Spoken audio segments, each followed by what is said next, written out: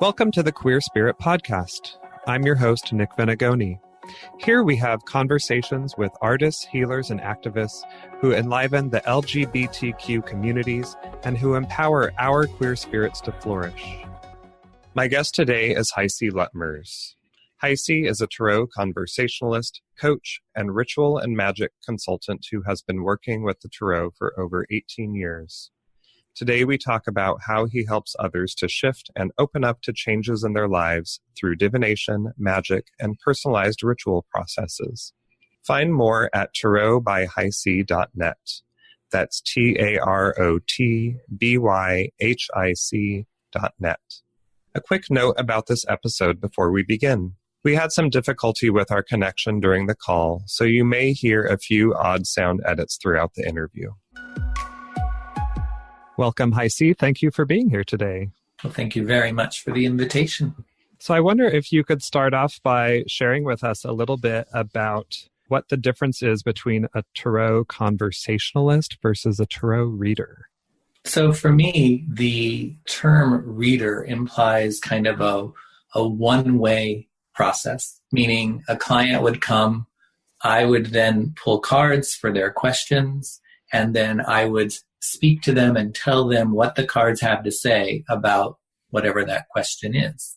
Whereas a Tarot Conversationalist says, this is not about me just telling the client, here's the information or here's what you need to do or whatever. It says, this is about us engaging in dialogue so that it opens up the space for them to know that it's perfectly okay for them to have questions or to add their own input.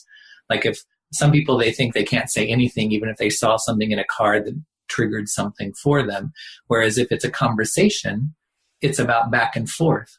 And so I always let them know that it's perfectly fine to have questions, comments, or contradictions throughout the whole process, because this is a conversation that we're going to have. And I want them to be just as much a part of the dialogue rather than it just being me talking at them and then them either feeling like they're overwhelmed by information or they may have not processed something or they thought they had other insights that might have helped, but they didn't bring those in because they thought they weren't supposed to. Mm-hmm. So the term for me was really to just, even from the very beginning when somebody sees that, to encourage them to realize this is about opening up a space for dialogue between all of us, meaning myself, the client, spirit, the cards, etc., rather than it just being a one-way thing for them.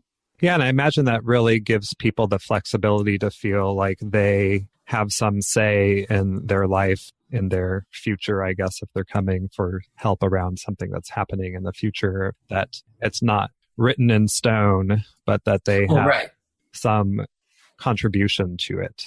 Yeah, and I tell people that too, because certainly we can look at cards that are about outcomes or future, but I always explain to them, ultimately, we determine and we create our own future. And even if there are things that are outside of our control, our response to those things is going to have a bearing on what direction the future goes.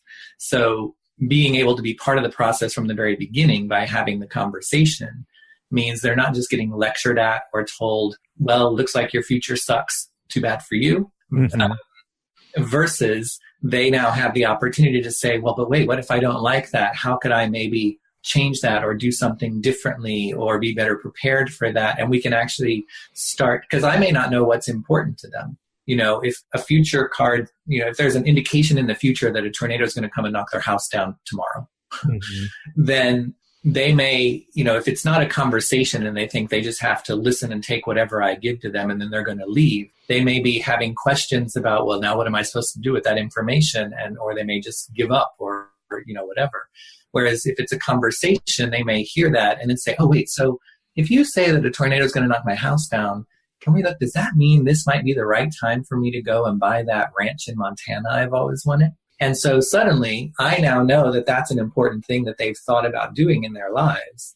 And we can talk about how maybe, even though some people would think a tornado knocking a house down is a bad future, and people will come and say, don't tell me anything bad. But I'm always like, no, it's all information. It depends on what we're going to do with it. But now I know, because that conversation has happened, they're interested in living in Montana on a ranch. And we can look at this outcome completely differently, because it's no longer, oh, how horrible, a tornado is going to come and knock your house down. It's about, well, this tornado is going to come and knock your house down, so this may be the opportunity for you to stop having excuses to not make this move. And how can we use this as the blessing in disguise, or can we turn this around towards working towards the kind of future we would like, rather than feeling like our future gets put on hold because something happened that I didn't have any control over. Yeah, and I'm thinking as you talk about that, it could be a way for people to externalize and speak their inner hopes and wishes that maybe they weren't really sure about before. Because, if they had just been thinking about having this ranch in Montana but never mentioned it before, that speaking it out loud makes it more of a real possibility, and they can start to put that into action. Right. And something I learned very early on, too, when I was first getting started was, Tarot Reader, again, it kind of sounds like I'm reading to you, whereas it's okay for me to open up the dialogue so that I encourage people and I say, feel free to ask questions, but also on my side, I don't have to just give them pronouncements based on what the cards are showing. I can use the cards to actually then say what's there, but lead into other questions to ask them, so that they become part of that process to uncover what the cards may be having to offer for them more fully than what I might necessarily be trying to surmise what might be right or important for them. So if they're asking a love question, if I talk about a card that indicates something about relationships, I can say, like, for example, it's funny because I had this whole number of months, a wave of people, it seemed like they kept coming in where there were always these questions or interest or things going on that had to do with polyamorous relationships and stuff like that. And there's cards that I would see come up that sometimes can indicate that kind of thinking or going down that road. And so when I see those, I will bring that up, but I will then turn it around and say, so this card actually sometimes can suggest that maybe a more polyamorous approach to relationships could be something that would be beneficial for you. How do you feel about that? Have you ever considered polyamory? So I'm now creating the conversation by asking them additional questions so they can give me feedback. If they say, well, I would never do that, I could never be in a polyamorous relationship, I'd be like, okay, then, let's continue to look at these, because obviously they're saying something different than that, but I did want to put the idea out there. Sometimes I might say then well, I never thought about that, but now that you say that, I would be kind of curious, and we can actually start to talk about what that might look like or what that might mean that they may have never considered before. But again, how would I know to do that unless I had created a conversation with them versus I'm just telling them, reading to them what the cards were saying without it being able to go further or outside of that limitation. Yeah, I think that a lot of people from images in popular culture, they see tarot readings or astrology readings as sort of a narrowing of their experience. Like, this is where my life has to go, when it's really more like a widening of being able to see the possibility based on where's the potential that I see before me. Right. Well, because a word that's really important coming into any kind of session like this is, to me, is additional. Because doing this process means this is additional information that you have to consider. This is additional guidance or additional insight from what you already may possess. And I hope that idea carries over for people, even in their life in general, to realize it's not about, and I think that's why people say, don't tell me something bad, because they see it as a very limited scope of, well, if the reading says this, then that's the only thing that can happen, and it's going to be that, and I can't do anything about it, and it's going to be horrible. And if they can take the idea of creating everything as a conversation space into their life, rather than talking at people or shutting down and not listening when they feel like they're being talked to, versus being able to speak up and ask a question for clarification or to challenge and contradict what somebody says. For me, I don't have an issue. If I say something about a card and somebody says, well, that doesn't really feel right, or that doesn't really sound right for me, or whatever, I'm like, okay, yeah, there's other ways to look at the card, or I can ask them what doesn't feel right or whatever. But hopefully that idea of creating that space, like if people, do you ever watch Drag Race, RuPaul's Drag Race? So the library is open. And why is it open? It's so that we can read people. And what is reading people? Reading people means I look at a person and I say something about them, and they don't have a chance to say anything. And so if you think of that as the reading process, if you come into a tarot reader and they're doing that, then it's very one-sided. But by creating a space where they can feel comfortable asking questions, contradicting, clarifying, etc., rather than feeling just talked to. I'm hoping that will then carry over and they will see the importance of engaging in dialogue and conversation in life in general, rather than always seeing things as one-sided. Either I need to speak my piece and shut somebody down, or I need to not say anything even though they're saying something I might not necessarily agree with or like. Mm-hmm. Now, based on what you shared about your practice, it sounds like you do a wide variety of things, a sort of potluck potpourri of practices that you combine. And I wonder if you could share with the listeners a little bit more about how you incorporate some of those other things like I-Ching and Feng Shui and ritual and that kind of thing. Well, if you think of them all as tools, then why would somebody go out to do a project with a tool belt that only has one tool?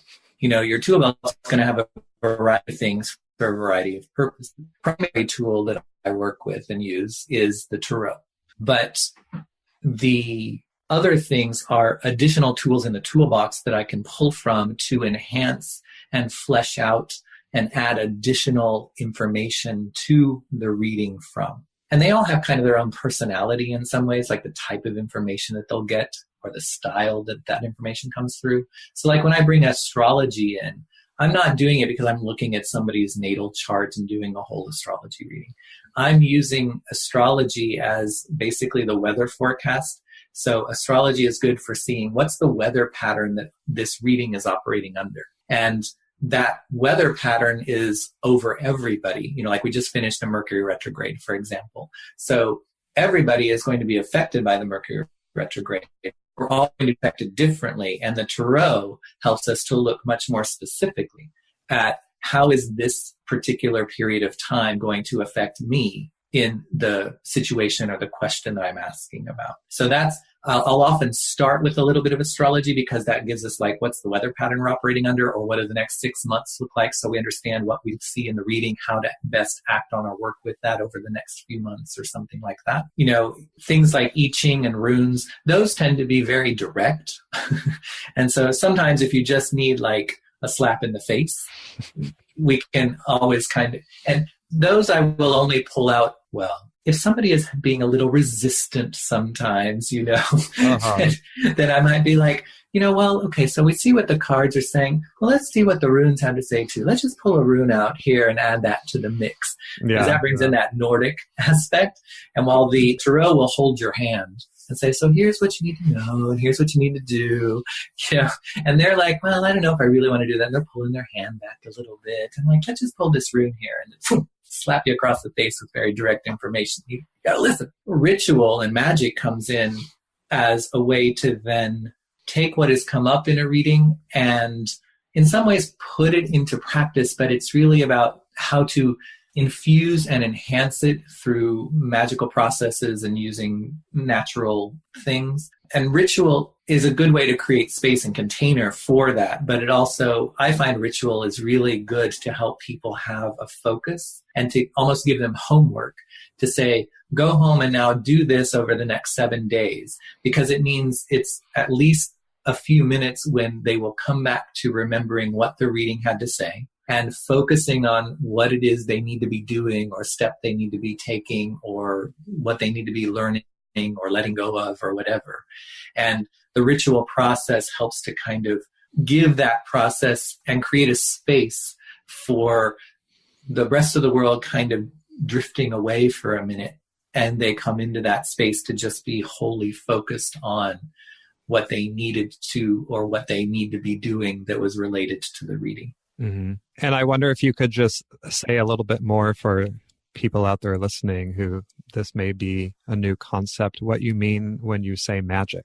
Well, magic, I mean, ultimately magic comes from us because the starting point is always going to be from the intention that we're bringing into something and what we're wanting to channel that intention and energy towards in order to affect or change the world around us. And then everything has its own energy signature and it's really its own spirit. And so using things from the world around us, we can bring in additional energies to help boost or enhance or support what it is we're trying to do. So whether that's crystals or herbs, plants, oils, and understanding what energy those have and how we can bring those in to help support and add to.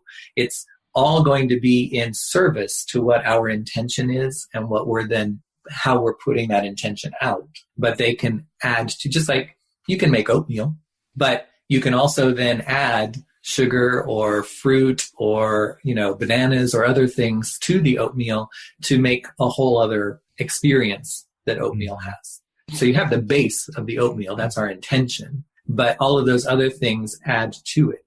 And that's what using magic really does, is it helps to bring other energies into play that add to and boost what it is that we're starting from within ourselves, to then bring about some sort of effect or change in ourselves or in the world around us in some way. I love that analogy. I think you should do a book or a ritual called Oatmeal Magic.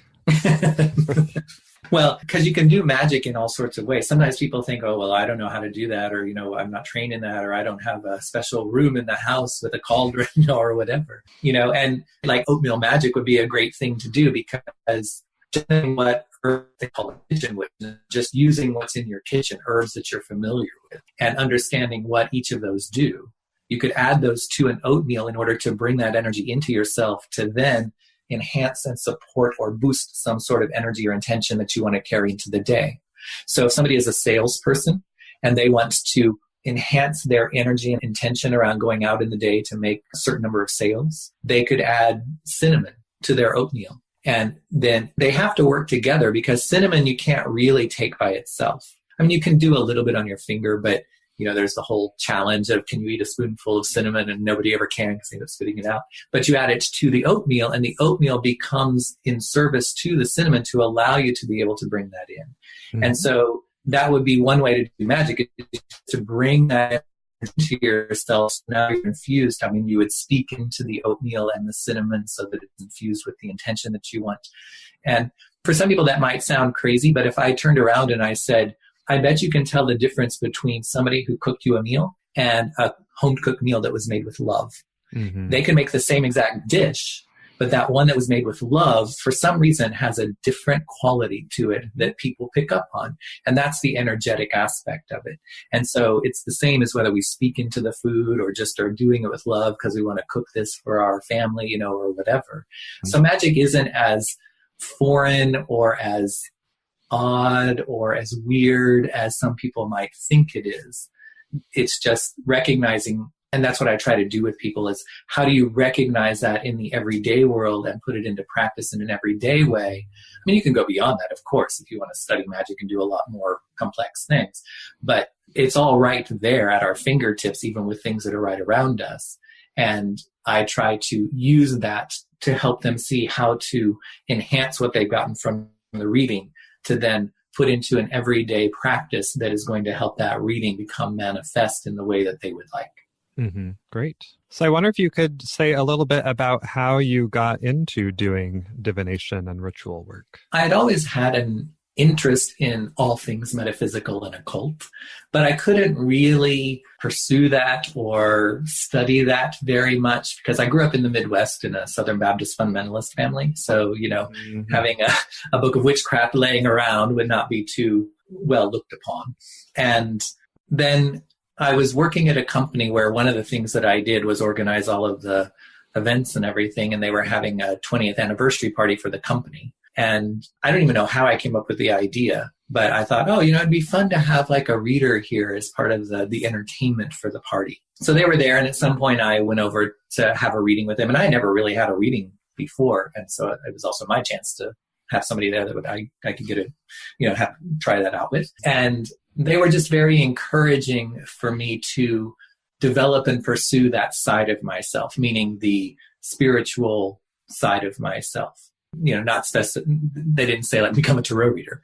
They just were saying, this is something that you would really probably resonate with, and that if you start to develop this, I think that you'll really find a lot there for you. And so I went out because I liked watching them use the cards. So I went out to get a deck a couple of days later. There was a flyer next to where the decks were for a beginning class starting the following Saturday for 3 Saturdays. So I took that. started reading some books and everything. And 6 months after that initial reading, the first thing I ever did as a reader was a Christmas party for Cisco for 2,500 people. And, it's kind of like, just jump right in there. Mm-hmm. It took a couple of years before I went full time with it, but there was no way I couldn't go that direction, because I'm sure many people have experienced this. Once you find something that really resonates and feels like this is what I'm meant to do, if you're doing something else, it starts to feel less and less satisfying, and also more and more of a chore to kind of make yourself do if it's taking away from being able to do this other thing. And so after a couple of years, I made the decision to start doing it full time. And then I've been doing that for 18 years now or something like that. Wow. So I wonder if through these practices of doing readings or conversations with people, how you see, or if you see a weaving of your queerness or your queer identity in any way. Well, on the one hand, I never thought of myself as a gay reader or a queer reader, or something like that, because I've always kind of taken issue with the labeling that just in mainstream society, how things always get separated into their boxes. Oh, this is a women's film, or this is a gay author, or this is a Black singer. And I'm like, well, how come they can't just be a singer? How come it can't just be a movie?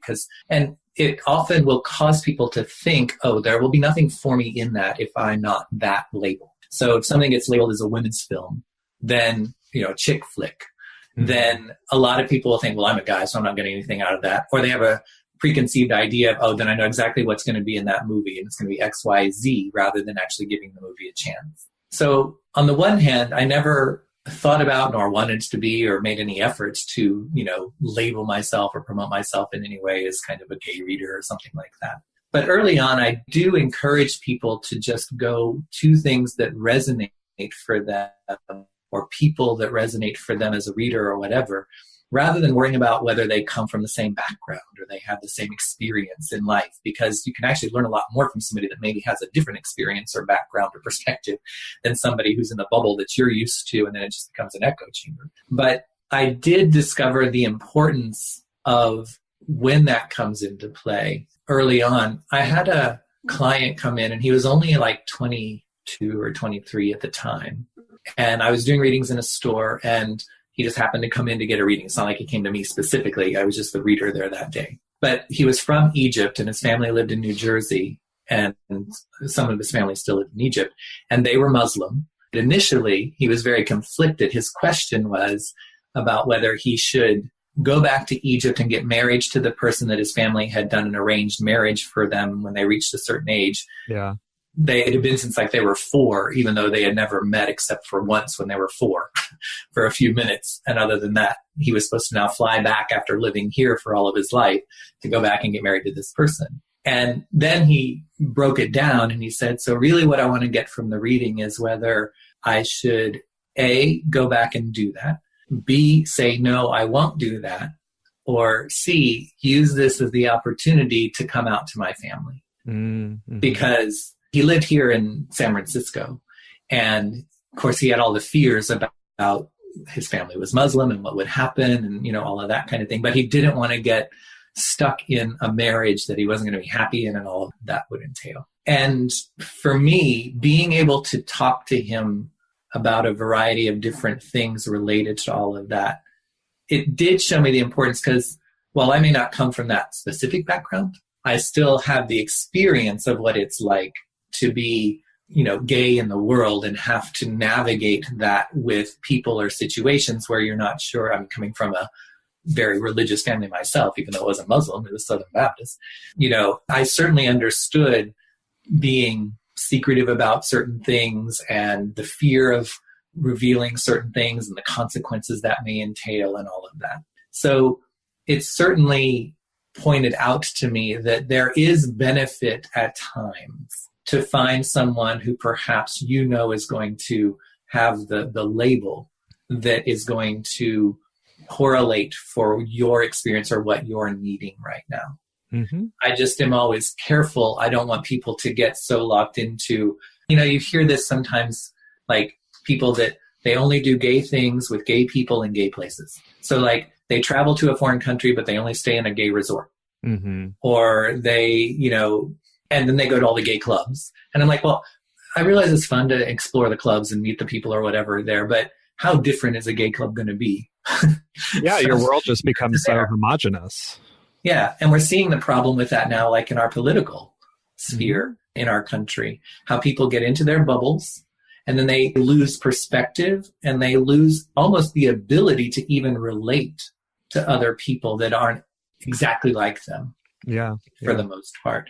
And so that's the fear that I would have, is that if somebody was just gay and thought, oh, I'm just going to go to a gay reader, they may just get things that are reinforced for them rather than challenged for them. Because I think that's an important part of any reader or healer or who, whatever kind of work somebody does, is to at least be willing to challenge the person to think differently about something, to look at something from a different perspective. And you aren't always going to get that if you think, well, I'm only going to go to a gay reader. Because you may not get another perspective that just is different because it's coming from a different perspective or life experience than your own. That could suddenly open up a whole new insight or a whole new way of approaching something in your life that you hadn't considered. Yeah, or even for a straight person to only go to a straight reader, right? That there are ways in which working with a gay person can open up and challenge possibilities in that way. Yeah. Or a man thinking I can only go see a male therapist, or vice versa, a woman. Yeah, because like my work about the divine feminine and the divine masculine. And so it's important to have that connection to and that relationship with and that exposure to the other side of things from what you may normally operate within. So if somebody is female and, has that connection to the divine feminine, being able to see and experience and learn what the divine masculine has to offer is going to be really important. Otherwise, they become a little bit stunted in their growth and development or evolution because it's all coming from one thing rather than the totality of all things. Yeah. Well, I wanted to just end by asking you one last question. And I'm wondering if you can just share with us a person, practice, or experience that you've had that has supported your queer spirit to flourish. Well, probably it'd be more practice than anything. And I would say it's a combination of both. My spiritual practice is Kemetic, which is ancient Egyptian oriented. And although it's ancient Egyptian in today, it's not like just doing something old. But ancient Egyptian, the Kemetic practice, as well as Buddhism, I think have both done that, because the Kemetic practice really opens up this vision of cosmology and our connection to the universe and the way it works. And Buddhism has been really, really good for helping to come to a sense of shifting from the ego, which needs validation or acceptance or love in order to feel, like I have a place in the world, which often means if I want to be loved by my parents, I have to not be gay for some people, right? Or I can't be gay in school or, whatever. Whereas, with Buddhism, it really helps to move beyond that to just be, because like one of the big things in Buddhism is being. And it really helps to just be. And I think this is why I kind of shy away from the whole label thing, is because it says just be yourself from the deepest level. And don't worry about whether you're being queer or you're being straight or you're being this or you're being that. Just be and allow that to be who you are, and then just walk in the world that way. And people are much more likely to respond or resonate or connect with your beingness than they are with any of the external labels or societal things or anything that we think we're supposed to put on or show or not show in order to be accepted in the world. So that, I think, is what probably has supported that idea of my queerness, is because it says queerness is just my being rather than something I have to espouse or label or be a certain way in order to be that, versus that just is who I am. Yeah, that's really, I like the simplicity and the beauty of that. So can you share with people how they can find more about your work and working with you? The easiest way is just to go to my website, tarotbyhic.net, tarotbyhic.net, or send me an email, hic@tarotbyhic.net. And, the information for the different services and things that I offer are there, and I am happy to offer services both in person as well as online via FaceTime or Skype, which still gives the nice visual face-to-face aspect of things, or by phone, so logistically it means you can be anywhere in the world or the universe, and we can connect and do this work. So that's the easiest way to get a hold of me. On Facebook, you can find me. Just either look up Tarot by HiC or go to facebook.com/Tarot HiC, and that'll take you right to the page. I have a podcast that I've done for a number of years. It's been on hiatus for the past few months due to some life circumstances, but it will be started up again here, hopefully in the summer. But all of the past episodes are certainly available. It's called Revolution with HiC, and you can just do a quick search. You can find it on Blog Talk Radio or on iTunes, and it's under the Soulbox Network. But you can either search Soulbox Network or Revolution with HiC or whatever, and it'll pop up for people. Okay. Well, thank you for being here today and chatting with us. I enjoyed spending time with you. Well, thank you, and I look forward to all of the things that your podcast has to offer and share with you. Thank you. To find the resources we discussed today, find the show notes at thequeerspirit.com. And if you enjoyed the show, remember to subscribe, rate, and review on iTunes. This will help us reach and support more queer people all over. Thanks for listening, and see you next time.